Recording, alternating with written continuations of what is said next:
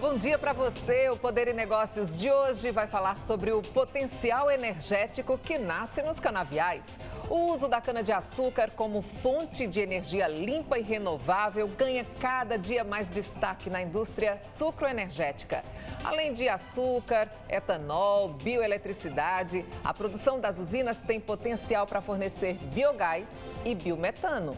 Você vai entender o impacto disso tudo para todos nós, para o meio ambiente. Nós convidamos Renato Cunha, presidente do Sindaçúcar, que é o Sindicato da Indústria do Açúcar e do Álcool de Pernambuco, e ele também é presidente da Nova Bio, a Associação de Produtores de Açúcar, Etanol e Bioenergia.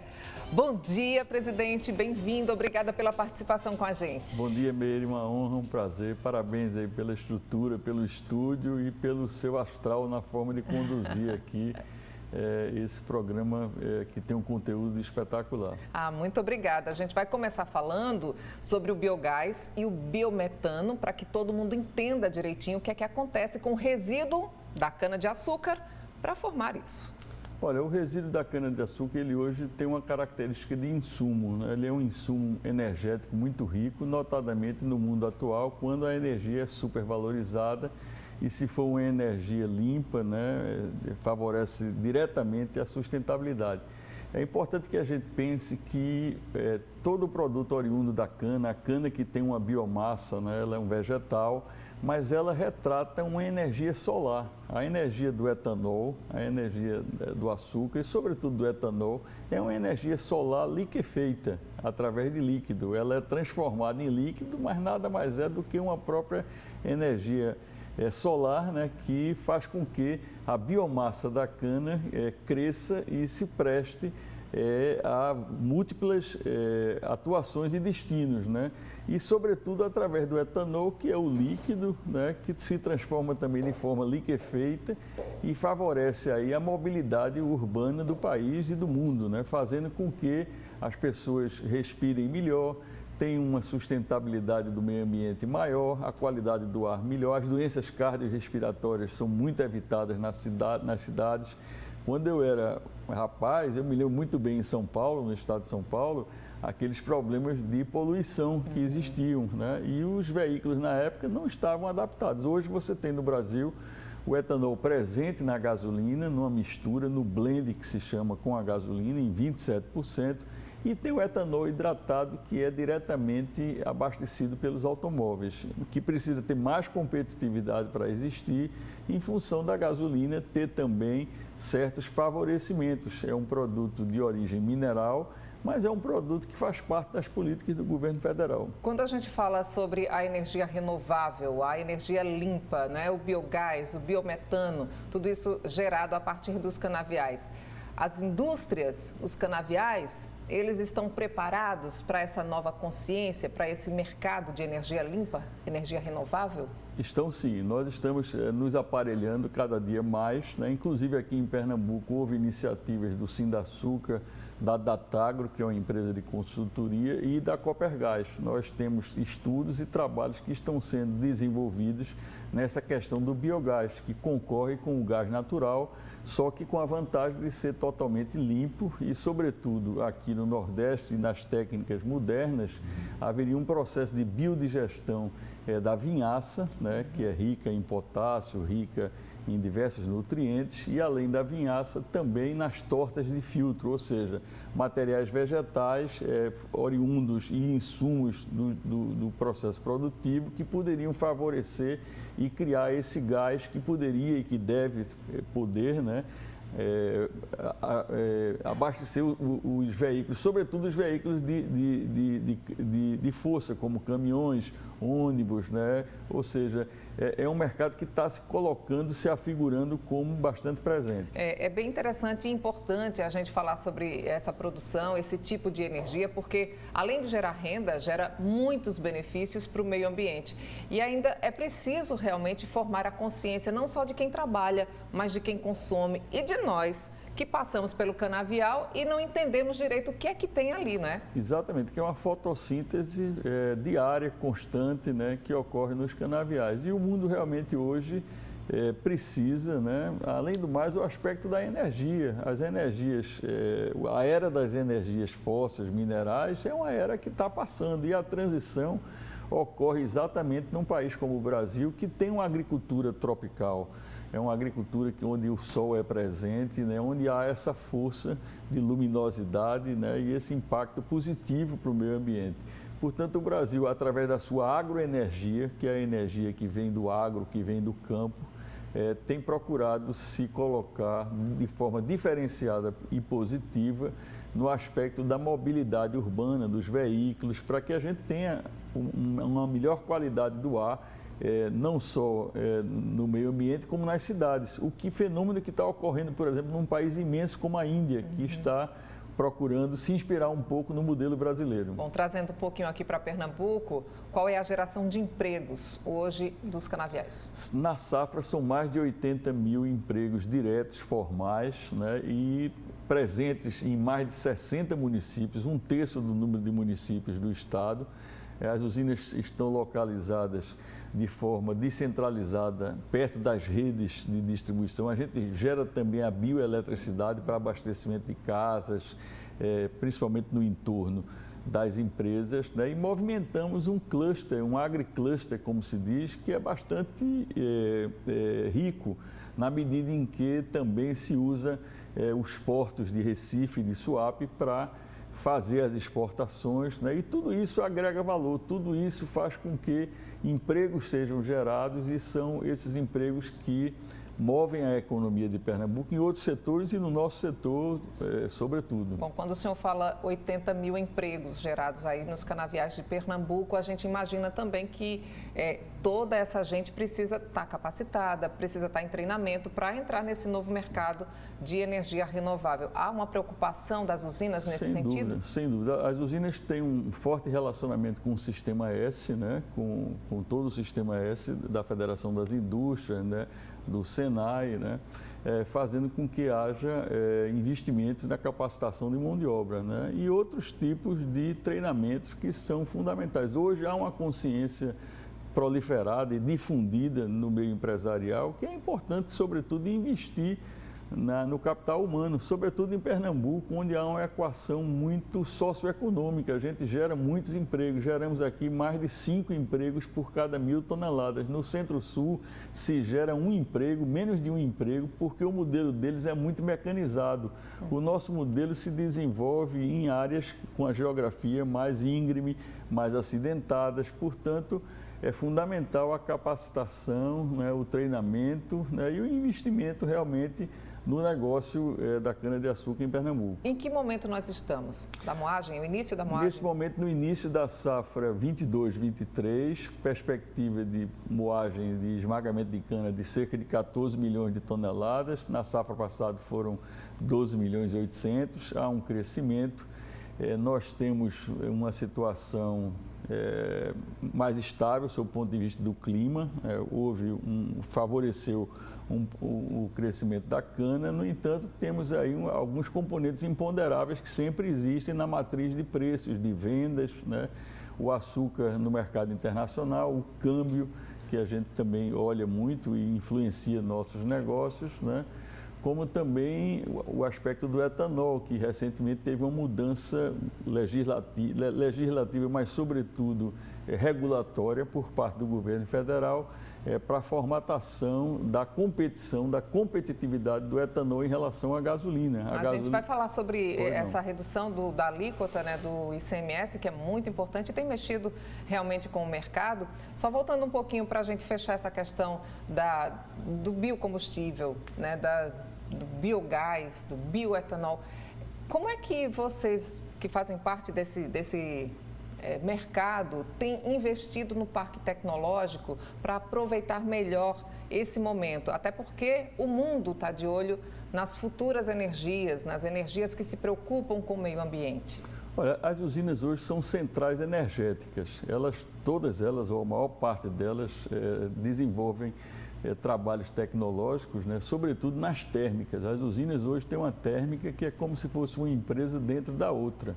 Essa é a realidade atual das centrais energéticas que destinam a sua produção ao açúcar, ao etanol, ao biogás, né, ao biometano. Né? O biometano, inclusive, é uma purificação, é fruto de uma purificação do próprio biogás. Então, todo esse aparato na parte de energia, de bioeletricidade, é fundamental para o êxito da operação, né? Até porque também nós ainda conseguimos associar a essas fontes de energia primária, né, como a da cana, também a questão das centrais, as pequenas centrais hidrelétricas que existem na Mata Sul. Em anos melhores, com chuvas regulares, nós temos algumas centrais hidrelétricas em Pernambuco, pequenas centrais hidrelétricas nas próprias usinas, gerando também energia, basicamente para cerca de mais de 300 mil residências pequenas, né, de consumo médio e pequeno. É por isso a luta dos empresários, dos produtores, né, para defender esse setor, porque movimenta a economia, a geração de renda, o trabalho. O programa Metano Zero tem provocado que tipo de impacto sobre essa produção? Olha, nós temos vários programas no governo federal, o Proconv, né, há uma difusão de programas e os programas ainda não se entendem, né, como o Etanol do Futuro, como outros programas que convivem. Eles realmente não têm ainda uma harmonia, né? Existe o programa RenovaBio, que no nosso caso, o nosso foco é o RenovaBio, que é um instrumento de compensação e incentivo à produção da matéria-prima limpa para que se possa produzir o etanol. O nosso foco maior, como nós somos produtores de etanol, sobretudo, como também o biodiesel está abraçado pelo programa RenovaBio, esse programa é o programa que a gente desenvolve mais esforços, né? E que tem sido um programa de sucesso, porque se uma distribuidora, se alguém quer comercializar um combustível que seja um combustível de origem mineral, ele vai ter uma meta para poder compensar esse fato de ter distribuído para o meio ambiente esse ônus ambiental. Ele vai ter que comprar um certificado mostrando que é originado de um produto, um certificado aferido pela ANP e por empresas de supervisão, compensando o fato de fazer esse tipo de mecanismo. Então, o foco tem sido muito mais no momento no etanol do que no metano, né? O metano é um programa que está em desenvolvimento, que vai ocorrer programas urbanos, né, inclusive com ônibus, né, como já tem lançamento. E o metano tem crescido, sobretudo o biometano, através da indústria de base das montadoras de veículos, né, porque é importante que haja os caminhões adaptados não, de fábrica, originados com esse tipo de tecnologia para que sejam abastecidos por fontes limpas, como são as usinas. Presidente, a gente vem aí de 2 anos de pandemia, né, que provocou um impacto muito forte em todos os mercados. Claro, quando a gente observa o trabalho no canavial, é ao ar livre, tem uma série de composições, claro, também com regras sanitárias bem rígidas. Mas que tipo de impacto a pandemia provocou? E que momento é esse, né? A partir de 2022 para frente, o que é que vocês imaginam que deve acontecer diante de todos esses investimentos? Olha, o advento dos protocolos, ele realmente foi muito incisivo e muito utilizado pelas empresas, né? Principalmente são empresas que mobilizam as pessoas para o trabalho, né? Colocando à disposição ônibus, transporte seguro, e tudo isso foi muito fruto de aumento dos controles sanitários, né, nessa mobilização, inclusive nas áreas de vivência, onde essas pessoas almoçam, onde passam um dia perto do seu trabalho. Houve realmente um aumento de custos grande, né, porque a gente não pode negar isso.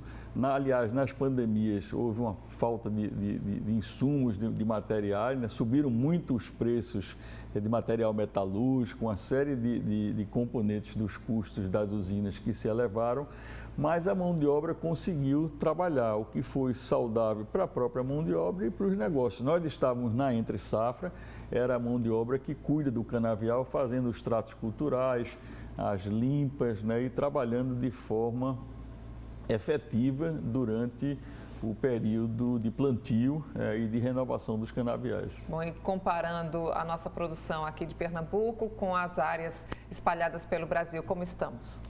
Olha, Pernambuco e o Nordeste representam 9 a 10% do contingente nacional de produção, mas operamos numa época de safra complementar. O Brasil é um país grande, continental, tem duas sazonalidades, a gente opera numa época complementar, de forma que em alguns meses do ano, como dezembro, janeiro, basicamente só o Nordeste está operando. Pernambuco está ranqueado no Norte e Nordeste em torno de 1/3 da produção da região. Nós somos competitivos?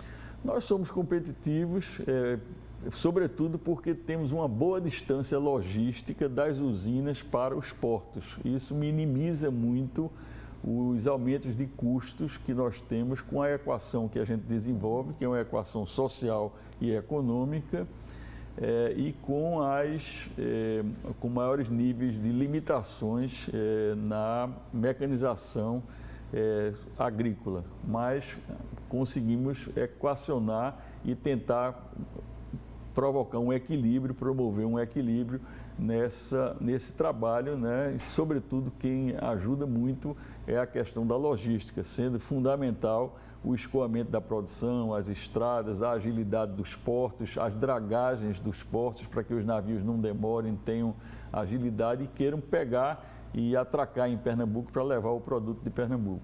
A gente vai fazer um rápido intervalo, mas a gente vai continuar com a nossa conversa daqui a pouquinho, até porque temos muito assunto para falar sobre isso ainda hoje aqui no Poder e Negócios. Você vai saber aí detalhes sobre o impacto da redução da alíquota do ICMS sobre o etanol. Vamos falar também sobre a produção de açúcar, quanto custa o açúcar nas prateleiras, interesse para o consumidor e outros negócios que movimentam o setor. A gente volta rapidinho, até já.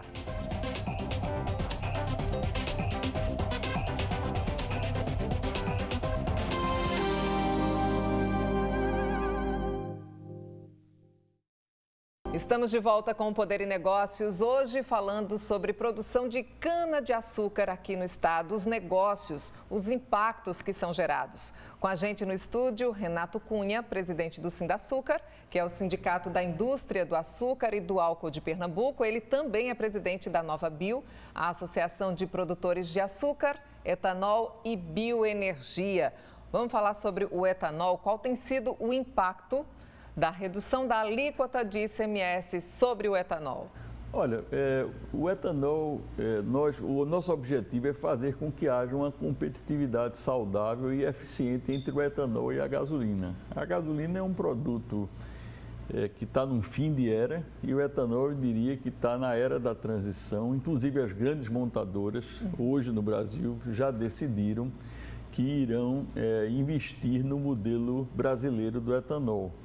Eu sou a favor do que eu chamo o hibridismo das fontes. Não adianta a gente reclamar de elétrico, de determinada fonte. A gente tem que conviver com todas essas fontes e ser competitivo para levar essas fontes ao consumidor. E o consumidor vai exercer a sua preferência considerando o bolso, mas também considerando a questão do meio ambiente, né? É importante esse tipo de consciência.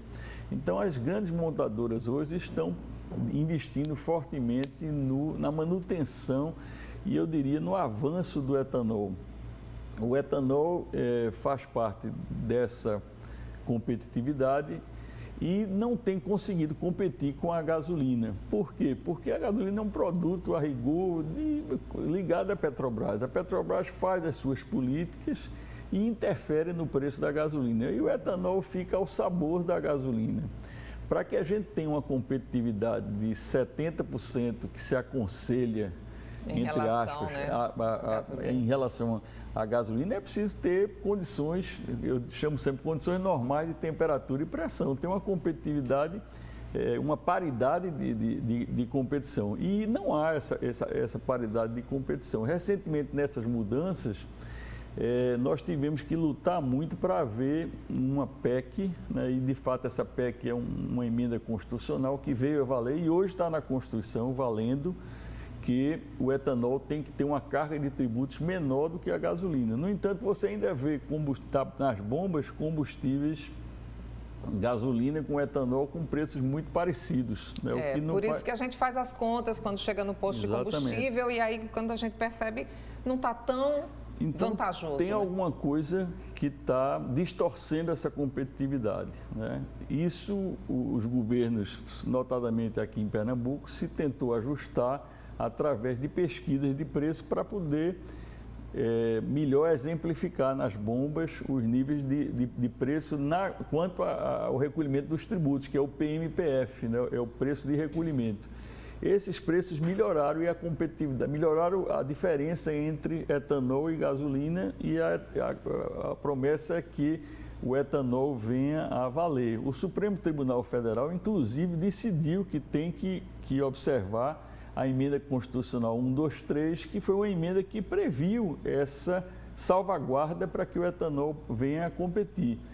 Esse cenário no Brasil tem muitas legislações, começaram a ser empreendidos, né, ou implementados, mas ainda não estão totalmente, de fato, implementados, né? E é preciso também rapidamente que se entenda que esses aconselhamentos, às vezes, a gente luta, por exemplo, o produtor de etanol junto ao Ministério de Minas e Energia e o governo não resolve, o governo federal não consegue resolver, por exemplo, esse nível de aconselhamento. Ele diz que 70%, mas 70% é quando os testes dos motores previam uma gasolina de 22%. No passado, a mistura era de 22%, hoje é 27%. Então tem que fazer uma nova conta, Tem que fazer uma nova conta que o governo federal não faz, porque diz que não pode usar uma série histórica. Ora, tem que usar exatamente essa série histórica. Quer dizer, são certas incongruências, né, que no final prejudicam a competitividade e os níveis de produção, a competitividade do produtor e também a opção ao consumidor, em que pese o consumidor ele tem a opção de optar, né, em função do automóvel flex. Presidente, as usinas podem vender o etanol diretamente para os postos de combustível? Esse advento nós todos da Nova Bio, né, com a ajuda de Alagoas, Paraíba, Rio Grande do Norte, todos os estados, aqui não quero ser omisso com nenhum estado, Bahia, nós fizemos um grande trabalho com a Associação dos Fornecedores de Cana, Sindicato dos Cultivadores, e essa faculdade passa a ser exercida. Agora é lei, é a primeira vez que a gente inicia uma safra, como agora recente, podendo vender, tendo essa alternativa. A gente não quer tirar a distribuidora, ela tem um papel importantíssimo, mas depende da distância. Agora, também é fundamental tentarmos evitar as grandes distâncias para evitar esse passeio desnecessário do etanol. Não faz sentido uma usina que está junto de um posto a 100 quilômetros de Suape ter que vender o etanol para ir para Suape e voltar para aquele posto.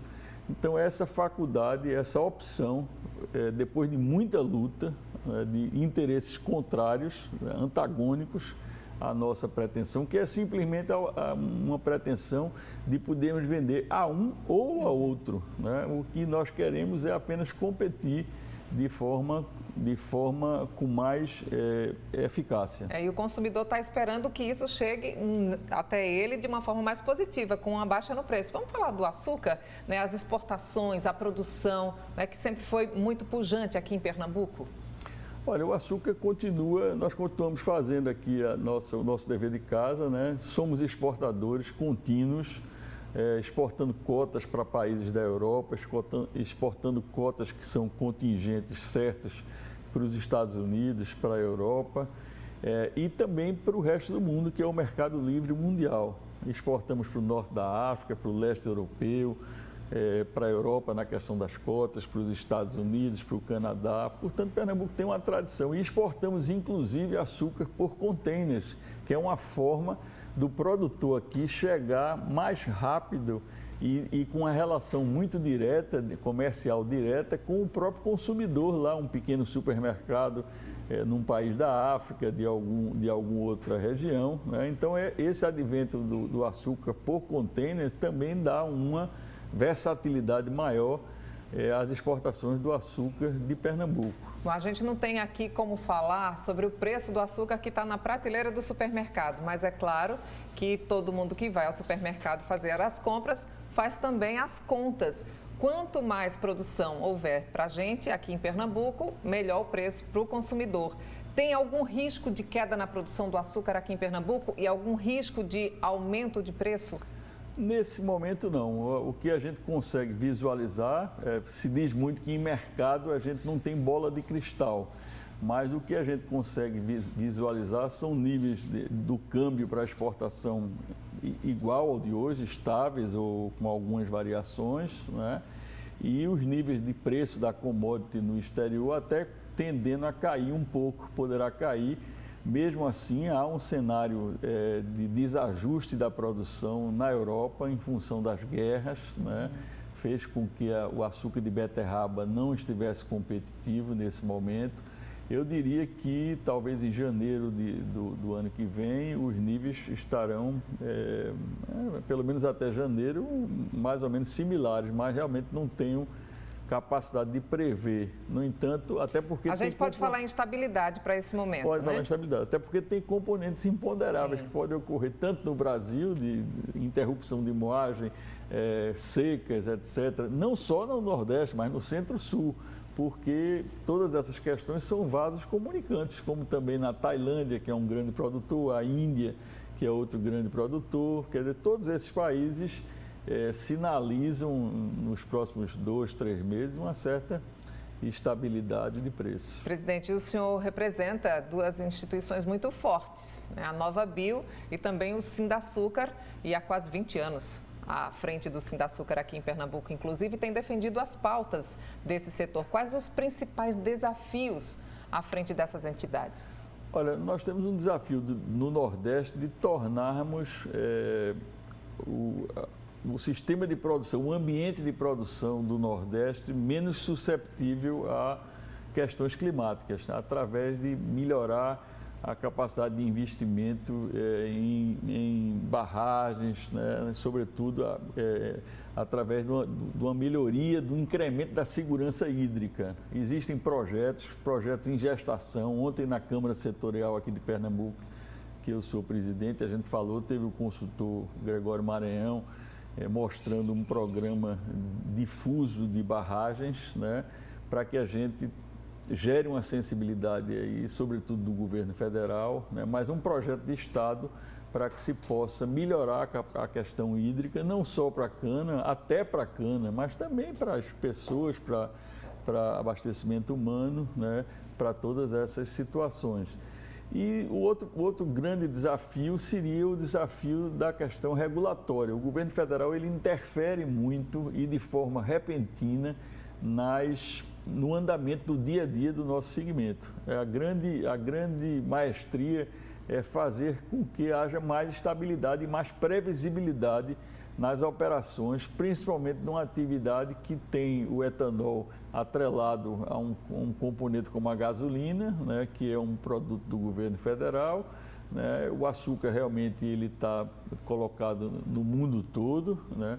Mas é muito importante esse acompanhamento e que, sobretudo, essas questões regulatórias não sejam repentinas, abruptas, né? Porque podem prejudicar muito o andar dos empregos de muitas pessoas. Então, o governante tem que ter muito bom senso, né?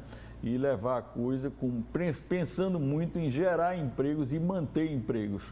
O país se faz com educação, mas se faz com geração de empregos, se faz com manutenção, que são coisas intimamente ligadas à educação e a geração de empregos. Quando o senhor fala aí sobre a manutenção de empregos, só reforçando, o senhor destacou aqui, são 80 mil pessoas empregadas nos canaviais de Pernambuco e agora com essa nova consciência ambiental, esse olhar para o futuro da energia mais limpa, mais renovada, o senhor acredita que daqui para frente os usineiros eles vão continuar com essa consciência, eles vão investir mais? Ou há algum balanço aí, algum movimento que pode retrair? Nesse momento, eu digo sempre que as usinas hoje são resilientes, enfrentaram muito, eram muitas usinas menores, mas eram 30, 40 usinas, hoje são 13 usinas. E eles são resilientes, né? E tem uma geração muito ativa, muito conectada com o dia a dia, com o macroambiente, e você tem que trabalhar olhando dentro da porteira, mas para fora da porteira. Presidente, muito obrigada, viu, por todas as informações que o senhor nos deu aqui em relação à produção de cana-de-açúcar em Pernambuco. Muito obrigada, um bom domingo para o senhor. Muito obrigado, parabéns aí pela organização e por seu desempenho, como sempre. Obrigada pelo carinho. E assim a gente se despede, marcando um novo encontro para o próximo domingo, às 10 da manhã. Grande abraço, até lá.